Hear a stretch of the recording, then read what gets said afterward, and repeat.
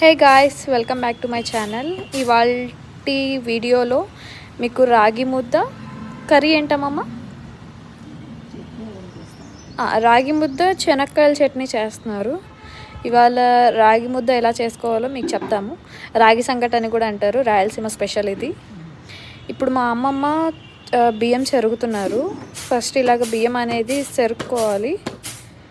ఇది చాటలో వేసుకొని మంచిగా చెరుక్కుంటే మన దుమ్ము డస్ట్ కానీ మనకి ఇంకా పురుగులు కానీ ఇంకేమైనా ఉన్నా కూడా వెళ్ళిపోతాయి. రాగి ముద్దకి కొలతలు తీసుకుంటుంది మా అమ్మమ్మ. ఇప్పుడు 2 గ్లాసుల బియ్యంకి 2 గ్లాసుల పిండి వేసుకోవాలంట. ఇప్పుడు దీంట్లో మీకు కనిపిస్తుంది, ఇది 1 గ్లాసు. ఇప్పుడు ఇంకొక గ్లాస్ వేయమమ్మ. ఇప్పుడు 2వ గ్లాసు. ఈ 2 గ్లాసుల బియ్యంని మనం ఇప్పుడు ఈ బియ్యంని మంచిగా ఒక 2 టైమ్స్ మంచిగా వాటర్తో వాష్ చేసుకొని నానబెట్టేసుకోవాలి ఒక 10-15 మినిట్స్ వరకు. అప్పుడైతే మనకు రాగి ముద్ద అనేది మెత్తగా ఉంటుంది, లేదంటే బియ్యం అనేది గట్టిగా ఉంటే బాగోదు. ఇప్పుడు కొలతలు అనేది మా అమ్మమ్మ చెప్తారు చూడండి.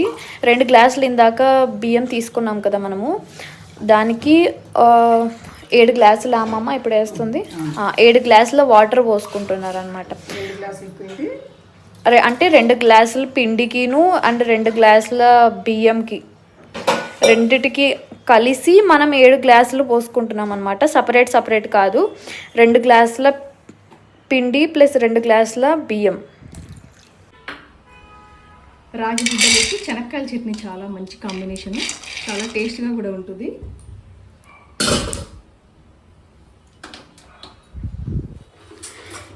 ఈ శనక్కాయల చట్నీ అనేది రాగి ముద్దలోకి మంచిగా ఉంటుంది. ఇవాళ మా మమ్మీ చూస్తారు ఎలా అనేది, శనక్కాయల చట్నీ ఎలా చేసుకోవాలని చెప్పేసి మీకు చూపిస్తారు. ఈ శనక్కాయలు అనేది హై ఫ్లేమ్లో పెట్టి మనం వేయించుకోకూడదు, మీడియం ఫ్లేమ్లో పెట్టుకోవాలి. ఎందుకంటే మనం హై ఫ్లేమ్లో పెట్టామనుకోండి శనక్కాయలు అనేది చేదు వచ్చేస్తాయి, ఎక్కువ మాడిపోతాయి. అలా కాకుండా లో ఫ్లేమ్లో ఆర్ మీడియం ఫ్లేమ్లో పెట్టుకొని చేసుకున్నాం అనుకోండి, లోపల వరకు మంచిగా అవి బాగుంటుంది టేస్ట్, చట్నీ కూడా. ఇక్కడ మా మమ్మీ శనక్కాయలు వేపుతున్నారు. అండ్ ఇక్కడ వచ్చేసి మా అమ్మమ్మ టమోటాలు, పచ్చిమిరపకాయ అండ్ ఆనియన్ కదా, ఆనియన్ ఇవి చిన్న పీసెస్గా కట్ చేసుకుంటున్నారు.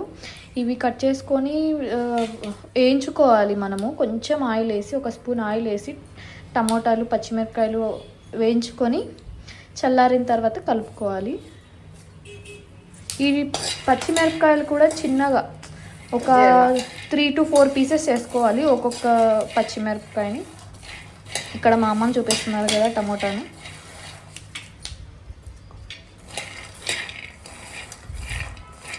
శనక్కాయలు చూడండి అలా మారిపోయినప్పుడే కలరు.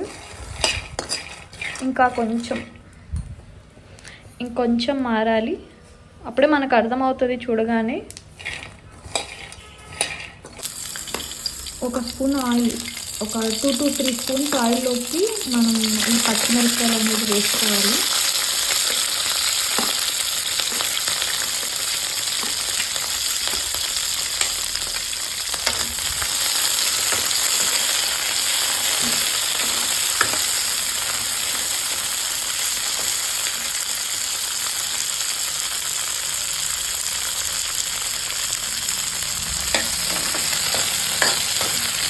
ఇలా చిన్న కలుపుకుంటూ ఉండాలి.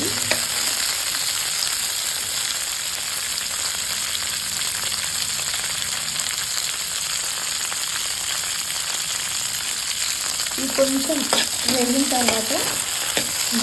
వేగిన తర్వాత మనం టమోటా వేసుకోవాలి. ఇప్పుడు మా అమ్మ వేసి చూసుకోండి.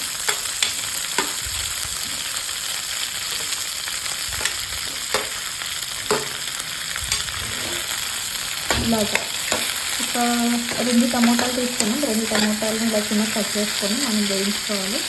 మరి ఎక్కువ వేయించుకోకూడదు, కొంచెం లైట్గా వేయించుకొని పక్కన పెట్టేసుకోవాలి.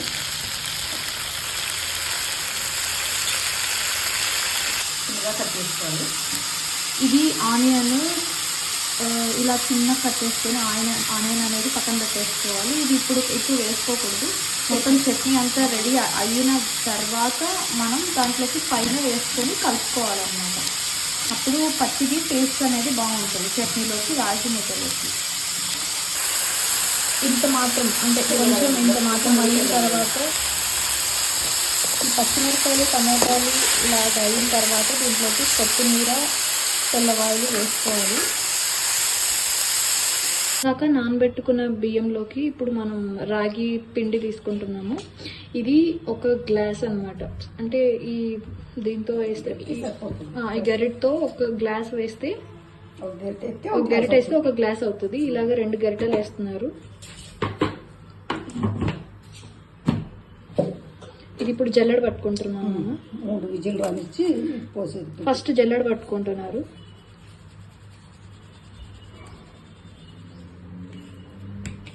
జల్లెడ పట్టుకున్న తర్వాత లాస్ట్గా మిగిలిన వేస్టేజ్ అనేది మనం పడేస్తారు. అది అలా లాస్ట్ వరకు వేసుకోరు, ఎందుకంటే అది నల్లగా వస్తుంది కొంచెం. అంటే ఇది జల్లెడ పట్టుకున్న తర్వాత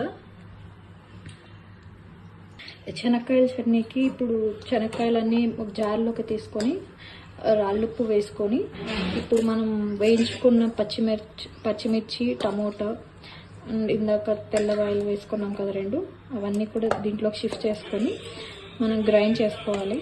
చట్నీ గ్రైండ్ చేసుకున్నాం కదా, దాన్ని ఒక బౌల్లో తీసుకొని దానిలోకి ఉల్లిగడ్డలు అనేది మనం కలిపేసుకోవాలి. ఇప్పుడు ఉల్లిపాయ అనేది మనం వేసి కలిపేసుకోవాలి. అన్నం ఇందాక పెట్టుకున్నాం కదా 2 గ్లాసులు, అది అనేది అయిపోయింది.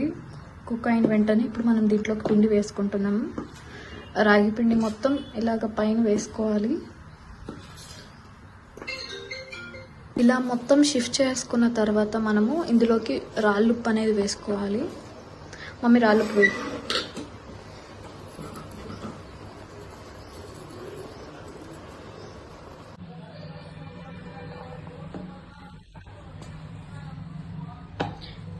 అంతా ఉడికిన తర్వాత మనము ఇలాగ గరిటె తీసుకొని కలుపుకోవాలి. మొత్తం బాగా కలవాలి, లేదంటే ఉంటలు ఉంటాయి. అంటే పిండి మొత్తం గడ్డలుగా అయిపోయి సపరేట్గా అయిపోతుంది. సో జాగ్రత్తగా మనం గంటతో ఇలా నీట్గా అనుకోవాలి. వాటర్ తక్కువ అయింది అనుకున్నాం అనుకోండి, కొంచెం వేడి వాటర్ అనేది కలుపుకోవాలి. మా అమ్మమ్మ ఇప్పుడే వాటర్ కలిపారు. ఇలా కలుపుకున్న తర్వాత ఒక 5 మినిట్స్ సిమ్లో ఉంచుకొని పక్కకు దించేసుకొని ప్లేట్లోకి పెట్టేసుకోవడమే. రాగి ముద్ద చట్నీ రెడీ. మీకు కనుక నా వీడియోస్ నచ్చినట్టయితే లైక్ చేయండి, షేర్ చేయండి, సబ్స్క్రైబ్ చేయండి. Have a nice day. Bye.